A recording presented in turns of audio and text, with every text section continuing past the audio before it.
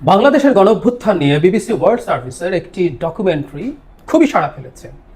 এটা বিবিসি বাংলাও তাদের বাংলা কমেন্ট্রি সহ পাবলিশ করেছে। আমি অনুরোধ করব, আপনারা অনেকেই দেখে ফেলেছেন, কিন্তু অনুরোধ করবো যারা দেখেননি তারা একটু দেখুন। শেখ হাসিনার বর্বরতার একটা চমৎকার ডকুমেন্টেশন। আমরা জানি, আমরা এই প্রসেসের মধ্য দিয়ে গেছি।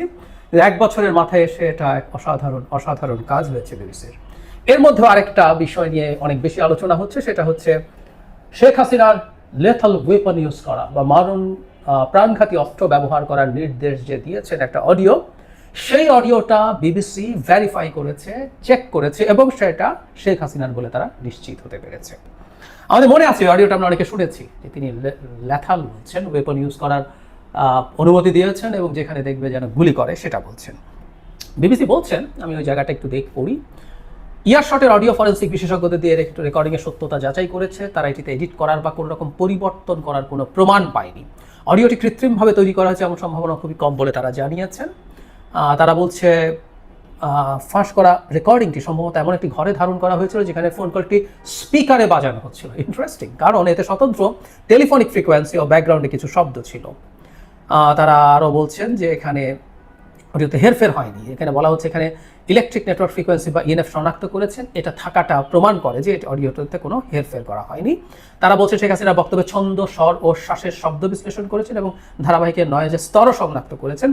অডিওতে কৃত্রিম কোনো পরিবর্তন আনার প্রমাণ তারা খুঁজে পাননি।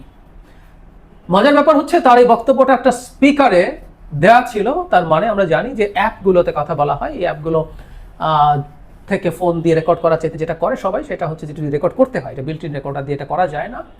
তখন আপনি স্পিকার এটাকে চালাবেন, চালিয়ে একটা অন্য ফোন দিয়ে বা অন্য একটা রেকর্ডার দিয়ে রেকর্ড করবেন। মানে শেখ হাসিনার অতি বিশ্বস্ত কেউ, যাকে তিনি তার ভাষায় ল্যাথাল ওয়েপন দিয়ে গুলি করতে বলেছেন বলে জানিয়েছেন, সেটা তিনি রেকর্ড করেছেন এবং পরবর্তীতে ছেড়ে দিয়েছেন সেই জিনিসটা। That's very interesting. কাদেরকে নিয়ে তিনি ঘর সংসার করতেন? উনি ভাবতেন যে তার অতি বিশ্বস্ত লোকজন চারদিকে ঘিরে আছে, কিন্তু আসলে না। যাই হোক, এই অডিওতে যে আলাপটা হচ্ছে, এটা কি শেখ হাসিনার কফিনে শেষ পেরেক পুতল কিনা বিবিসি?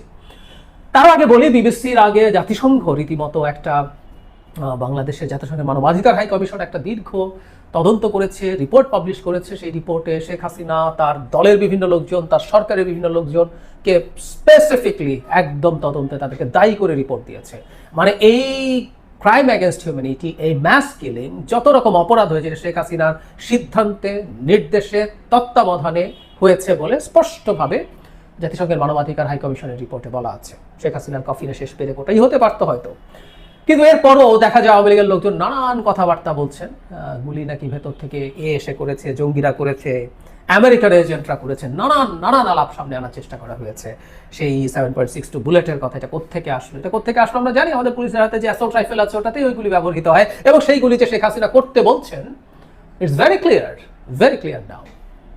অবশ্য কেউ বলতে পারেন যে এটা জানার পরও কি শেখ হাসিনার কফিনে শেষ পেরে খাবে? নাই হতে পারে, নানান রকম অজুহাত দেওয়া যেতে পারে।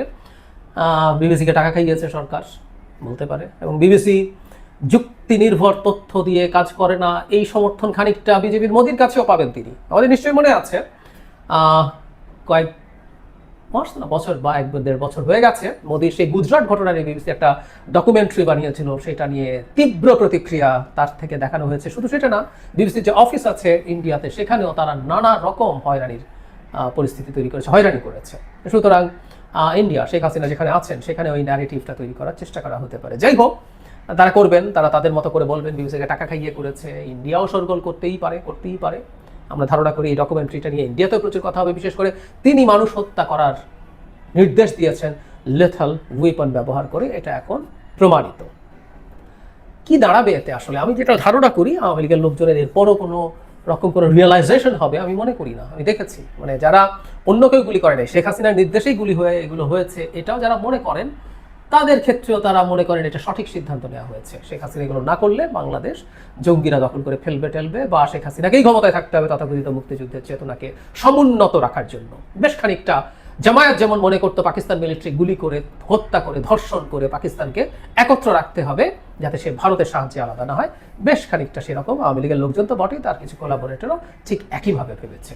তারা হয়তো তাদের কোনো রিপেন্টেন্স হবে না, কিন্তু যেটা আলটিমেটলি দাঁড়ালো, আমি মনে করি ইন্টারন্যাশনালি শেখ হাসিনা এবং আওয়ামী লীগ আরও ডিজাস্টারের মুখে গেল।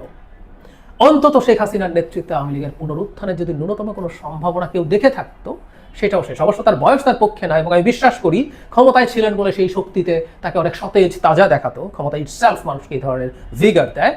উনি ধ্বংস হয়ে গেছেন, আমি নিশ্চিত। ওনাকে যারা দেখবে তারা দেখবে অত্যন্ত পরাজিত এক বৃদ্ধা বসে চেষ্টা করছেন আমাদেরকে হুমকি টুমকি দেওয়া। সো তাকে দিয়ে এমনি হয়তো সম্ভব না, ন্যূনতম যদি কোনো কিছু থেকে থাকতো সেটাও শেষ।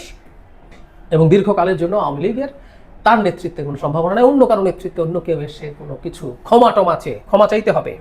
ক্ষমা চাওয়া ছাড়া করা যাবে না। আর করতে চাইলেও কি পরিস্থিতি হয় সেটা জামাতকে দেখলে আওয়ামী লীগের বোঝা যাওয়ার কথা। 50, 53, 54 বছর পরও ক্ষমা না চাওয়া জামায়াতকে মানুষ গ্রহণ করছে না। কত কি তারা ধর্মের নামে রাজনীতি করে, তাদের বেসুমার টাকা আছে, কিন্তু তেমন কোনো ট্র্যাকশন তারা পায়নি। যাই হোক, যে পরিস্থিতি দাঁড়াক, এটাও আমাদের জন্য আজকে খুবই আনন্দের দিন।